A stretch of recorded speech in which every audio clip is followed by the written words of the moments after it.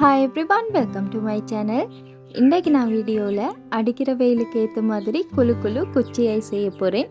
இன்றைக்கு நான் 2 ஃப்ளேவரில் செஞ்சுருக்கிறேன். என்னென்னு சொல்லி பார்க்குறதுக்கு வாங்க வீடியோக்குள்ளே போவோம். ஃபர்ஸ்ட்டாக இன்றைக்கு நான் சேமியா பால் ஐஸ் தான் செய்ய போகிறேன். அதுக்கு ஒரு பேன் அடுப்பில் வச்சுட்டு அதில் 1 கப் அளவுக்கு ஃப்ரெஷ் மில்க் சேர்த்துக்கோங்க.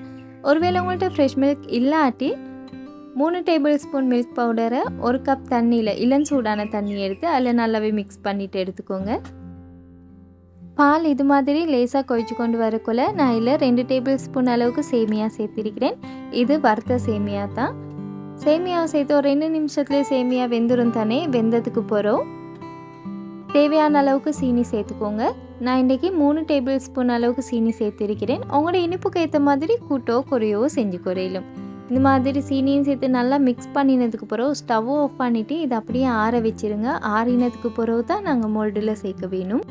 அடுத்து எனக்கு பிடிச்ச நல்ல ரிஃப்ரெஷிங்கான லெமன் ஐஸ் செய்கிறதுக்கு 2 தேசி பழம் எடுத்து அதை 2ஆக வெட்டிட்டு சாரெல்லாம் எடுத்து வச்சுக்கொண்டேன். நல்ல பழமாக பார்த்து எடுத்துக்கோங்க. பச்சையாக இருந்தால் அந்த லேசான கசப்பு ருசி கொண்டு வரும். இப்போ இதில் இருக்கிற விதையெல்லாம் இல்லாமல் சாரை மட்டும் எடுத்து வச்சுட்டு தேவையான அளவுக்கு தண்ணி ஊற்றிக்கோங்க. விரும்பினா இல்லை நீங்கள் தேன் கூட சேர்த்து குறையிலும் அதுவும் நல்ல டேஸ்ட்டாக இருக்கும். நான் இன்றைக்கி சீனியை பவுடர் பண்ணிவிட்டு எடுத்திருக்கிறேன்.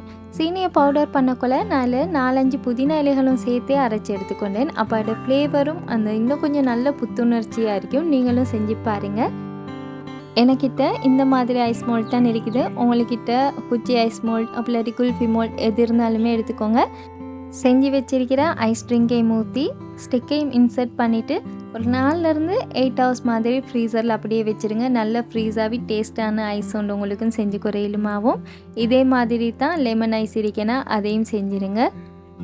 ஒருவேளை உங்கள்கிட்ட எந்த ஒரு ஐஸ் மோல்டுமே இல்லாட்டி நாங்கள் வீட்டில் யூஸ் பண்ணுற டம்ளர் அப்படி இல்லாட்டி 1 day கப் இருக்கேன்னா அதில் கூட நீங்கள் ஐஸ் செஞ்சு குறையிலும். பாருங்கள், எங்களோட ஐஸ் எல்லாம் ரெடி ஆகிருச்சு. நான் இதை ஒரு நாள் ஃபுல்லாகவே ஃப்ரிட்ஜில் வச்சுருந்தேன். இதை வெளியே எடுத்தோன்னே அந்த ஸ்டிக் மட்டும் கையில் தனியாக வந்துடும். அதனால் ஒரு 15 செகண்ட் மாதிரி தண்ணியில் வச்சுருந்துட்டு எடுங்க. அப்போ இது மாதிரி ஈஸியாகவே கலந்து வந்துடும். சேமியா ஐஸ் நல்ல இனிப்பாக டேஸ்ட்டாக இருந்துச்சு. ஆனால் எனக்கு பிடிச்சது இந்த லெமன் ஐஸ் தான். நல்ல ரிஃப்ரெஷிங்காக நல்ல டேஸ்ட்டோடு இருந்துச்சு. அதுவும் நாங்கள் அந்த மின்ட் இலைகளை சீனியோடு அரைச்சி சேர்த்துருந்தோம்னா அது இன்னமுமே நல்ல ரிஃப்ரெஷிங்காக இருந்தது. எனக்கு இது தான் பிடிச்சிருந்துச்சு. நீங்களும் செஞ்சு பாருங்கள். செஞ்சு அவங்களோட வீட்டில் இருக்கிற சின்ன பிள்ளைகளுக்கெல்லாம் கொடுத்தீங்கன்னா மிச்சமே ஆசைப்படுவாங்க வீட்டில் செஞ்சதுன்னு சொல்லி. நீங்களும் செஞ்சு பாருங்கள்.